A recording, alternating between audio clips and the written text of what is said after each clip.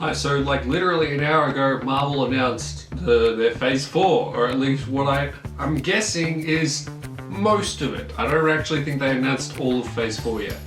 But they announced it at San Diego Comic-Con. I have been following it relentlessly. It is sort of petty how much I had. They were kind of toasty, relevant, but now I'm here to talk about my opinion and thoughts on Marvel Phase 4 and basically what everything has. So we'll go chronologically with what's coming out next and work our way through to what's beyond most of this Phase 4. So May 1st, 2020 is supposed to be the Black Widow movie, directed by Kate Shortland from New South Wales. Very happy about that. Got Scarlett Johansson, David Harbour, Rachel Weisz, and Florence Pugh in it from Fighting With My Family. Apparently they showed a scene or a clip with Black Widow in Budapest fighting Yelena, which I think, awesome that we're finally going to go see Budapest, but Black Widow, I'm excited about it, but I do feel like I need to see a trailer for it because we started off with Iron Man, but we traveled so far in terms of scope in the Marvel movies to the point at which we got time travel, and then we got Spider-Man, which dialed it back a fair amount, and then we are with Black Widow movie, which is, in my opinion, appears to just be a spy movie, which is a much smaller, much more contained movie. Probably different than anything we've actually seen in a Marvel movie. Closest to it may be The Winter Soldier. To me, it's just I need to see a trailer to actually get myself so hyped about it. But I don't want to be so hyped about it. Apparently in fall, or as I would like to say, autumn, but in Australia that's really spring, 2020, we've got the Falcon and the Winter Soldier TV series on Disney+. I don't know when Disney+ is coming to Australia. I'm hoping it's coming in the end of the year. I'm just really hoping that with the Winter Soldier and Falcon, we will actually get a really cool thing. Apparently they had them on stage at San Diego at Comic-Con as well, and they were talking about how they want to see how each other works. And apparently there's a video where Daniel Bruhl interrupts him, wears the Baron Zemo mask, which is really interesting. Apparently Agent 13 is returning. I forget what her name is.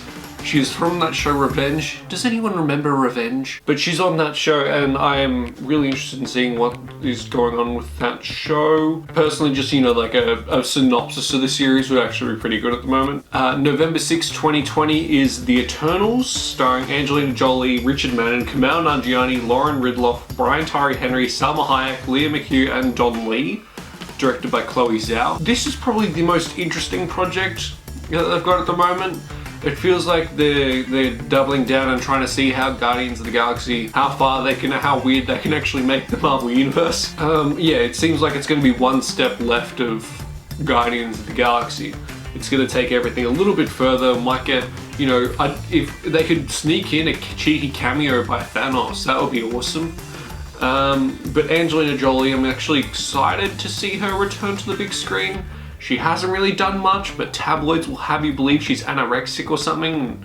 Yeah, but Kumail Nanjiani is probably the thing that got me most interested in all of this. And that just being this is a movie starring Salma Hayek and Angelina Jolie. It'll be, it's a Marvel movie, so it'll be fine. February 12, 2021 is ShangChi and the Legend of the Ten Rings. It's directed by Destin Daniel Cretton, and it stars Simu Liu, Awkwafina, and Tony Leung. Simu Liu. Apparently he got 4 days notice before he was cast as the role of Shang-Chi. Have they actually started filming Shang-Chi? Yeah, no, it says they're not filming until the end of the year. So I guess that he has started filming, but I don't know, from the limited articles of Marvel at San Diego Comic-Con back to the next one. Yeah, no, it's interesting to see that Awkwafina is actually becoming really big, and it looks like we're getting the return of the Mandarin as well after Iron Man 3, and then they had that one shot, Return of the King, or All Hail the King. Something like that, where Ben Kingsley is interviewed and threatened by Scoot McNairy, saying there is an actual Mandarin out of there, and everyone was like, whoa, actual Mandarin, and they're not doing anything for another 7 years after that was released. So yeah, good on them. I actually kind of want to see Scoot McNairy return. I reckon that would actually be pretty cool to see him being the number 2 henchman, seeing his short film role actually pay off in some big thing. Then in spring 2021, we have WandaVision, which is another Disney Plus series about starring Elizabeth Olsen, Paul Bettany, and Teyonah Parris, who is playing Monica Rambeau. Monica Rambeau was a little girl from Captain Marvel, if anyone actually remembered her, but she's all grown up now. It's taking place after the events of Endgame, sorry. It's interesting to see how this character, how we'll actually bring back Vision to begin with, and whether we'll get characters like Shuri, or Bruce Banner, or Tony Stark, or Jarvis coming back.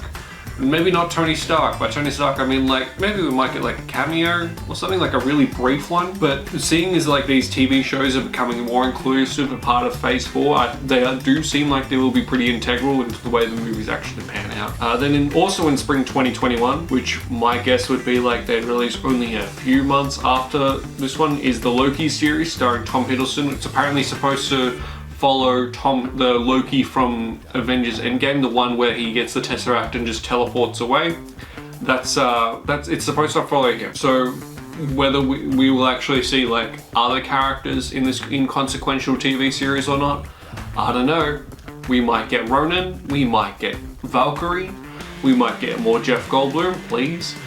We might get, we're not really sure what we're actually gonna get with this, other than it's Loki not in the MCU, but in the MCU. Then apparently in summer 2021, which is supposed to be winter 2021, we get the What If series, which is an animated series about like what if sort of circumstances, which is like an adaptation from the comics where they take like one comic and it'd be like, what if Daredevil wasn't blind? What if, what if Norman Osborn was Spider-Man? What if Peggy Carter was Captain America, which is apparently the first episode? But it's got like everyone from the MCU in their roles returning to their animated roles. Chris Evans will still play Steve Rogers, and I'm guessing we will get Tony Stark once again in this series at some point. But it's got Jeffrey Wright playing the Watcher. The Watcher is those big bald dudes from Guardians of the Galaxy 2 that Stan Lee was talking about. They just sit there and going like, yeah, listening. But that seems like an interesting project, but I don't know how well that'll go. They've got the Hawkeye TV series, which is also coming in what would be like my spring 2021, fall 2021. It's got Jeremy Renner in it once again. Also, have you seen his music videos? God damn. The man has got talent. Undeniable.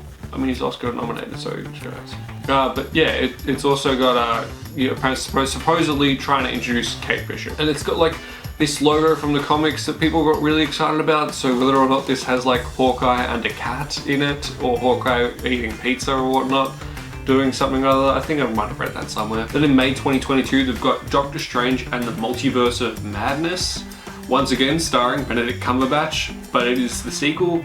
It's a really interesting title to me, because mostly just the "in the" thing, where it's just kind of like, oh, it just adds like that little splash of just, it just makes it seem like you're familiar with Doctor Strange, now watch him in this other thing, which could be another franchise in its own. But I hold no doubts that this title will probably be changed at some point. Whether it's Doctor Strange Multiverse of Madness or Doctor Strange something else. Something related to the multiverse, I guess. Apparently this is also supposed to include Scarlet Witch as well, which will go off the events of the show WandaVision, and it will roll into Doctor Strange too. Then in November 5, 2021, we get Thor 4, which was announced a couple days ago. But it's Thor: The Love and Thunder. It's got Chris Hemsworth, Tessa Thompson, Natalie Portman's returning. Apparently they might be doing Jane Thor in it. She appeared on stage with the hammer, so I guess that's the implication they're going for. It's also got Taika Waititi returning as directing, which put the Akira movie on hold. Different thing. The logo as well, it's like they're really doubling down like the 80s and 90s, just, a video game aesthetic, and it's working really well for me. And that was really as far as they got to announcing movies with dates on them, which is our thing. But then they also, of course, they tease like Fantastic Four, Mutants, presumably the New Mutants. I would not be even slightly surprised if they tried to rework New Mutants into the MCU. Then of course we've also got, I think they might have touched on briefly, Captain Marvel 2, Black Panther 2, and Guardians of the Galaxy 3, which is supposedly, that's probably the biggest thing that I'm surprised they didn't announce a release date for, because the whole James Gunn thing. but my guess is that those movies are actually part of Phase 4, and we're not getting the dates of them just yet because, you know, we're still only looking, what is this, 2021? Yeah, we're still only looking like 2 and a bit years into the future, and we have 1, 2, 3, 4, 5, 6, 7, 8, 9, 10. We've got 10 Marvel properties coming in the next 2 and a bit years. Like, it is heaps. So I hold no doubts that that in 2022 we're going to get things like Guardians of the Galaxy 3, Black Panther 2, and you know, what is one thing they didn't announce, Blade, starring Mahershala Ali. They're rebooting it. So I reckon in 2022 we're going to get Guardians 3, Blade, and Black Panther 2. That's what I reckon we'll get. And then Captain Marvel 2 the year after that. And one other thing I forgot to mention about Doctor Strange 2 is that Scott Derrickson was on stage, also said that this movie will be the scariest movie in the MCU, or like they were going for an actual scary movie. Naturally, this guy has directed horror movies before, so I'm interested to see what it looks like.